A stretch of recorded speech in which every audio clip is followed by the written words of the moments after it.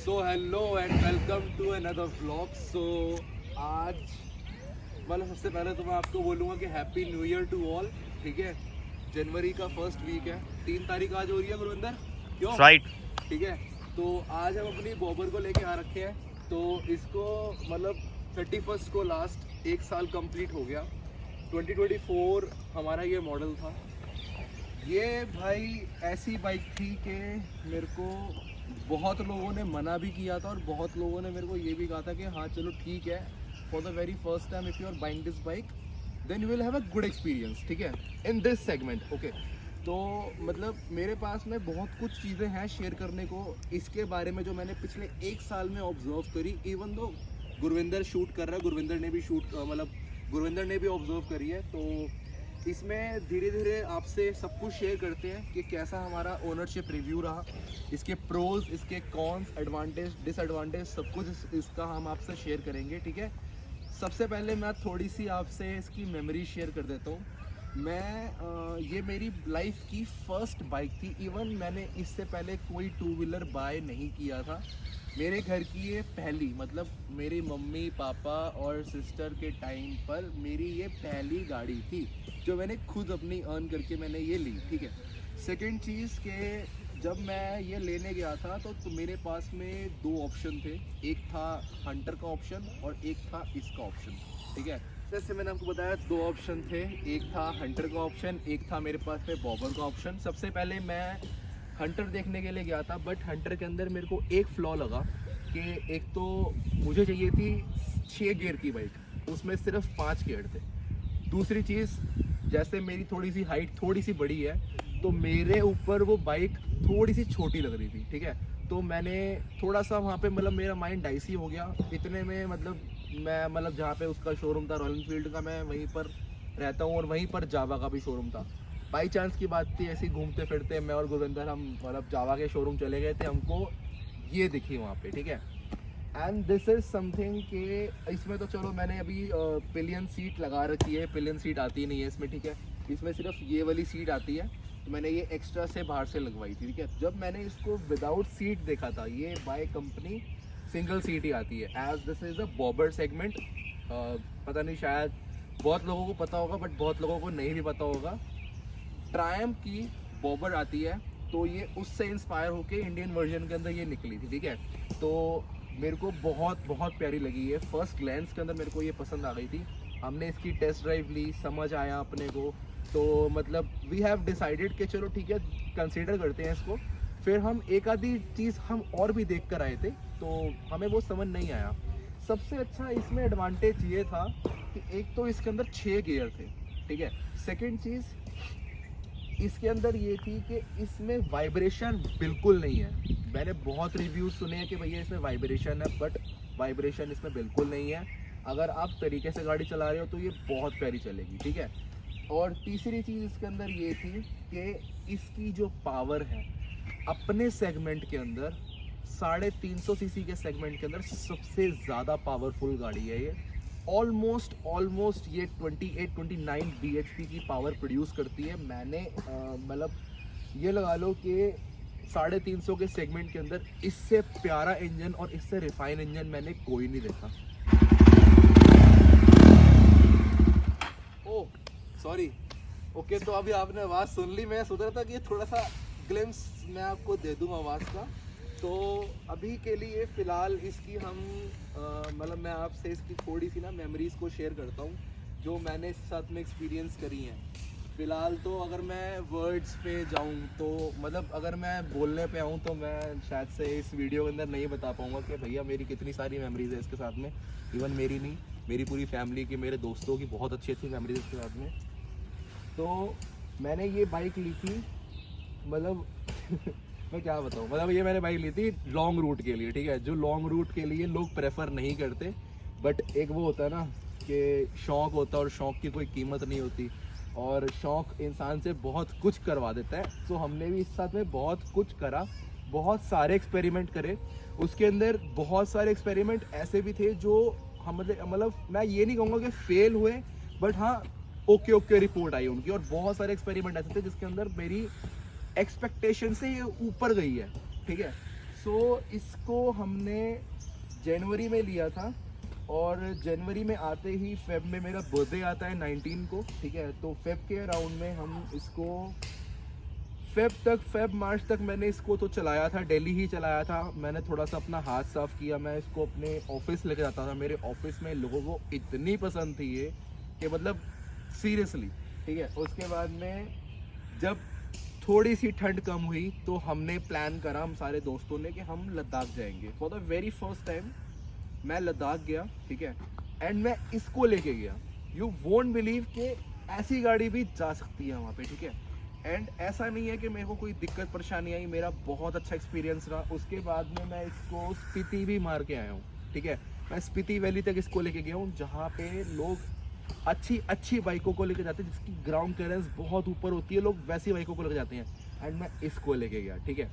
And मैं third trip मतलब ये लगा लो कि बड़े तो 2 ट्रिप मारे हैं मैंने लद्दाख और स्पीति का। उसके बाद में छोटे मोटे ऋषिकेश, देहरादून, शिमला, मनाली, इन सब में तो मैं काउंटलेस टाइम जा चुका हूँ, ठीक है। मैं जितना लोग इसको मतलब 5-5, 6-6 साल में चलाते हैं ना, मैंने इसको 1 साल में उतना चलाया, ठीक है। एंड अब थोड़ा सा ऐसा हो गया है कि चलो ठीक है, शौक अब पूरा हो चुका है। Now we are upgrading to a biggest model, मतलब मेरे लिए वो बहुत बड़ा मॉडल होगा। वो भी वीडियो आपके लिए जल्दी ही मैं अपलोड करूँगा। फ़िलहाल आज का पूरा डे हमारी इस बीस्ट के लिए है, ठीक है। आज सिर्फ इसी की बातें होंगी। अब हम चालू करते हैं इसके थोड़े से एडवांटेजेस एंड डिसएडवांटेजेस, ठीक है। चलो ठीक है, मैं डिसएडवांटेज बोल के मैं इसकी डिसरिस्पेक्ट बिल्कुल नहीं करना चाहता, बट येस, जो चीज़ मैन्युफैक्चर होती है उसके अंदर कुछ ना कुछ दिक्कत और कुछ ना कुछ अच्छी चीज़ें होती हैं। तो आज हम उसी के लिए बात करेंगे। ओके, सो सबसे पहले इसकी हम अच्छाइयों की थोड़ी बात कर लेते हैं। तो देखो, मैं इसकी अगर अच्छाइयों की लिस्ट बनाने जाऊं तो शायद से मैं इस पर एक नोवेल लिख सकता हूं, ये इतनी प्यारी बाइक है, ठीक है। ओके, सो फर्स्ट इसका एडवांटेज जिसके लिए लोग इसको लेते हैं वो है ऑब्वियस इसकी लुक्स, ठीक है। जिस प्राइस रेंज में ये बाइक आती है ना, ठीक है, I will not tell you the exact price because हर सिटी का अपना एक प्राइस होता है, ठीक है। तो जिस प्राइस में ये आती है गाड़ी, उस प्राइस के अंदर इससे प्यारी और इससे पावरफुल बाइक कोई नहीं है, ठीक है। बहुत सारी R&D करी थी मैंने, ठीक है। उस R&D के बाद ही मैंने ये बाइक ली थी, ठीक है। पहली चीज़ इसकी लुक्स इतनी हेड टर्निंग है ना ये, कि मतलब मैं क्या बताऊं कि बड़े से लेकर बूढ़ा, लड़कों से लेकर लड़कियां, सब इसको निहारते हैं, ठीक है। ये शो स्टॉपर है छोटे सेगमेंट के अंदर, ठीक है। एंड सेकेंड चीज़ कि मैं इसको जब लद्दाख लेके गया हूँ ना, थोड़ी देर के लिए मैंने अटल टनल के बाहर इसको खड़ी करी थी। एंड पीपल वर लाइक के भाई ये क्या आ गया यहाँ पे, ठीक है। बिकॉज आई डोंट नो कि मैं मतलब मेरी बाइक से पहले वहाँ पर बॉबर कितनी गई हैं, ठीक है। मैं ऐसा नहीं बोलूँगा कि भैया मेरी पहली थी वहाँ पे, बट हाँ, मेरे लिए वो एक्सपीरियंस अच्छा था कि मेरी बाइक लोगों ने वहाँ पे बहुत पसंद करी। इवन स्पीति के अंदर भी no one was able to believe कि भाई साहब ऐसी बाइक भी वहाँ पे आ सकती है, ठीक है। तो ये बात होगी इसकी लुक्स की, ठीक है। अब सेकेंड चीज़ जो मेरे को सबसे अच्छी इसकी लगती है वो है इसकी पावर। मतलब मैं क्या बताऊँ, इसकी पावर ऐसी है कि अगर कोई नया बंदा इस बाइक को चला रहा है, पहली बात तो वो इसका क्लच ही समझ नहीं पाएगा। बिकॉज इसका जो क्लच है, मुझे ऐसा लगता है कि वो जो 600 सीसी से ऊपर की बाइकें आती है ना, वो उस लेवल का क्लच है इसका, इतना कॉम्प्लिकेटेड है, ठीक है। नया बंदा कोई चलाएगा तो वो थोड़ा सा ना मतलब जिटर करेगा हाथ उसका। सेकेंड चीज़ इसकी पावर इसमें जैसे मैंने आपको बताया बहुत ज़्यादा है। 28-29 bhp की इसकी पावर है, वो कम नहीं होती। अगर आप रॉयल एनफील्ड की बाइक से अगर आप वो करते हो, कंपेयर करते हो, तो बुलेट और बुलेट क्लासिक, इन सब के अंदर कुछ 18-19 bhp आती है एंड इसकी 10-12 bhp ऊपर है। इसका टॉर्क बहुत ज़्यादा है। टॉर्क मैं आप कैसे बताऊं कि हर गियर के अंदर अगर आप हल्का सा भी थ्रॉटल देते हो, ये आपको खींचती है, ठीक है। अब इसके अंदर दो चैनल ABS है, ठीक है। इसका ABS बहुत अच्छा काम करता है, इसकी ब्रेकिंग बहुत अच्छी काम करती है, इसकी हैंडलिंग बहुत प्यारी है, ठीक है। अब हैंडलिंग प्यारी होने का मतलब लोग कभी कभी इसको थोड़ा सा शो ऑफ में तेज़ चला लेते हैं। तेज़ मैं रेकमेंड नहीं करूँगा इसको चलाने को, बिकॉज ये एक ऐसी गाड़ी है जो आप स्लो चलाओगे तो ज़्यादा आपको मज़ा आएगा, ठीक है। ये एक तरह से बॉबर क्रूज़र काइंड ऑफ गाड़ी है। जो बंदा इसकी मतलब राइडिंग सीट पे बैठा हुआ है ना, उसके लिए इसमें बहुत कंफर्ट है। इवन इसका हैंडलिंग इतना प्यारा है, इसकी हैंडलिंग कि मतलब नो वर्ड्स, ठीक है। तो ये कुछ इसके एडवांटेजेस थे, ठीक है। अब अब थोड़ा सा डिसएडवांटेजेस पे भी आ जाते हैं। मेरा मन तो नहीं है बताने का कि इसकी डिसएडवांटेजेस भी है, बट ठीक है। मेरे को जैसे अपना ओनरशिप रिव्यू देना है तो मैं बिल्कुल ऑनेस्ट होकर अपना ऑनेस्ट रिव्यू दूंगा आपको। तो इसकी सबसे बड़ी जो डिसएडवांटेज है, जो सबको लगता है बट कहीं कहीं मुझे नहीं लगा था, वो है इसकी ग्राउंड क्लियरेंस, ठीक है। कंपैरेटिवली अगर आप इसको दूसरी बाइक से कंपेयर करते हो इसी के सेगमेंट के अंदर, तो इसकी हल्की सी हाइट कम है, मतलब ग्राउंड की क्लियरेंस कम है, ठीक है। मैं बहुत ऐसी जगह पर भी इसको लेके जा चुका हूँ जहाँ पे बहुत अच्छे लेवल का ऑफ रोड होता है। वहाँ पर मेरे को इतनी दिक्कत नहीं आई जितनी लोगों को आती है।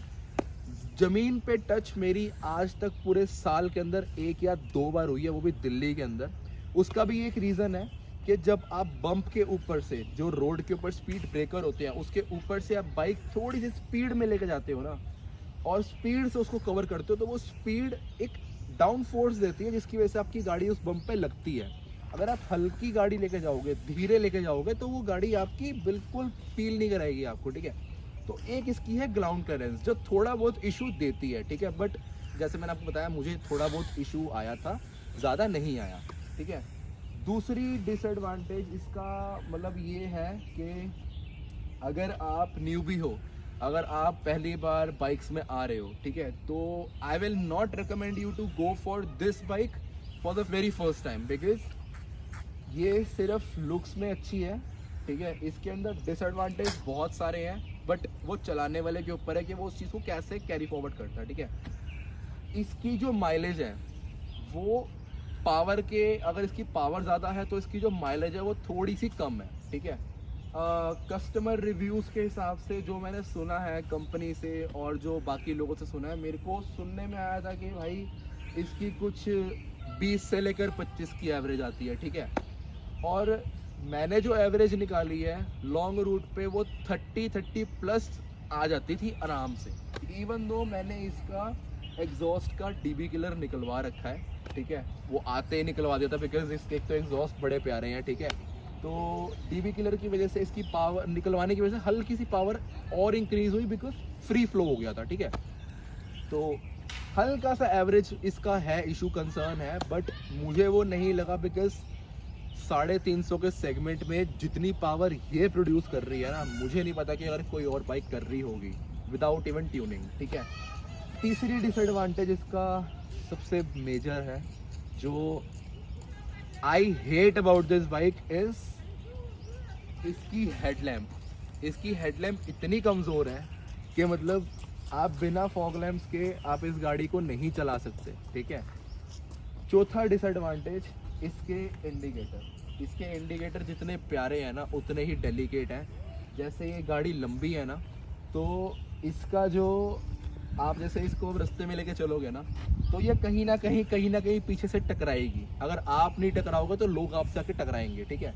तो मेरे ये जो इंडिकेटर है पीछे के, ये बहुत बार टूट चुके हैं इसी रीज़न की वजह से। तो एक ये सबसे बड़ा इसका डिसएडवांटेज था। अब एक डिसएडवांटेज मैं आपको इसका और बताता हूँ जो मेरे लिए लास्ट है, ठीक है। वो है इसका थोड़ा बहुत हीट करना, ठीक है। अब अगर पावर ज़्यादा है तो हीटिंग की प्रॉब्लम थोड़ी बहुत आती है। मैं गर्मियों के अंदर जब लद्दाख से वापसी आ रहा था, तो अम्बाला वाला जो हमारा जीटी कनाल वाला रोड है, वो बहुत ज़्यादा गर्मी थी। वहाँ पर इस गाड़ी ने जो हीट मारी है ना, मैंने हर 15 मिनट, हर आधे घंटे बाद में इसको रोका है, इसको एक घंटे का रेस्ट दिया है मैंने तब गाड़ी चलाई है ये, ठीक है। बिकॉज वो इतनी ज़्यादा हीट कर जाती है कभी कभी कि इसका जो हीटिंग का इंडिकेशन है वो ऑन हो जाता है, और जब तक ये ठंडी नहीं होगी तब तक वो इंडिकेशन नहीं जाए। तो मतलब मैं एक चीज़ आपको बताना भूल गया, ये भी इसका एक डिसएडवांटेज है। इसकी रीसेल वैल्यू कम इसलिए है, लोग इसको कम इसीलिए लेते हैं बिकॉज जावा ने अपने जो स्पेयर पार्ट्स हैं वो आफ्टर मार्केट लॉन्च ही नहीं करे हैं, ठीक है। सबसे बड़ी प्रॉब्लम इसमें ये आती है कि अगर इसको कुछ भी हो गया तो आपको सर्विस सेंटर ही जाना पड़ेगा, हर कोई बंदा इसको हाथ नहीं मारता। तो जैसे मतलब ये कुछ डिसएडवांटेजेस थे इसके, ठीक है। चलो एक और आपको बता देता हूँ मैं, अगर आप इसको लेने जा रहे हो तो जैसा कि ये ना टॉप मॉडल मैंने लिया था, ठीक है, ये है क्रोम एडिशन। अब क्रोम आप कोई भी बाइक ले लो, क्रोम की मेंटेनेंस बहुत ज़्यादा होती है। हालांकि मैंने तो इसको आते ही पीपीएफ करा दिया था, तो भी 1 साल हो गया ये टिकी हुई है, ठीक है। अभी भी ये 2-3 साल ऐसे ही रहने वाली है, ठीक है। इसके स्पेयर पार्ट्स बहुत महंगे हैं, ठीक है। अगर आप कंपेयर करो इसी के सेगमेंट से तो इसके स्पेयर पार्ट्स महंगे हैं, हर जगह नहीं मिलते। मैं कितनी बारी इसको अगर ट्रिप पर लेकर गया हूँ तो मैं इसकी ब्रेक पैड्स, इसकी क्लच की वायर, इसकी रेस की वायर, इसका इंजन ऑयल ऑलवेज कैरी करता हूँ बिकॉज नो वन नोस के क्या टाइम आ जाए, ठीक है। बट ठीक है, हालांकि आज तक मेरा ऐसा एक्सपीरियंस नहीं हुआ कि इसका ब्रेक डाउन हुआ हो, ठीक है। बहुत जगह इसको मैं लेकर गया हूँ बट इसने कभी भी मेरे को धोखा नहीं दिया। इसकी पावर इतनी ज़्यादा है, इसके अंदर टॉर्क इतना है, ये कैपेबल इतनी है कि जहाँ पे ऑक्सीजन नहीं भी होती, इवन हाई एल्टीट्यूड पे भी इसने साथ नहीं छोड़ा। लोगों की गाड़ियाँ मिसिंग मार देती है इस सेगमेंट के अंदर, आज तक इसने मिसिंग नहीं मारी। तो जाने से पहले लाइक थोड़े से सिनेमैटिक शॉट्स आपको मैं दिखा देता हूँ। तो उससे पहले मतलब मैं आपको बस यही कहना चाहता हूँ कि कोई भी डिसीजन लो, स्पेशली जब आप 2 व्हीलर या 4 व्हीलर लेने जाते हो, आप प्रॉपर R&D करो, ठीक है। आप देखो कि आप किस यूज़ के लिए उस पर्टिकुलर व्हीकल को ले रहे हो। आपका यूसेज जब आपको पता होगा ना, उसके हिसाब से हमेशा आप बाइक लो, ठीक है। अब मेरे को थोड़ा सा कंफर्ट जोन में जाना है तो मैं उस कंफर्ट जोन के हिसाब से 2 व्हीलर लूँगा, उसकी वीडियो भी बहुत जल्दी आ जाएगी, ठीक है। एंड अब थोड़े से सिनेमैटिक शॉट्स आपको दिखा देता हूँ।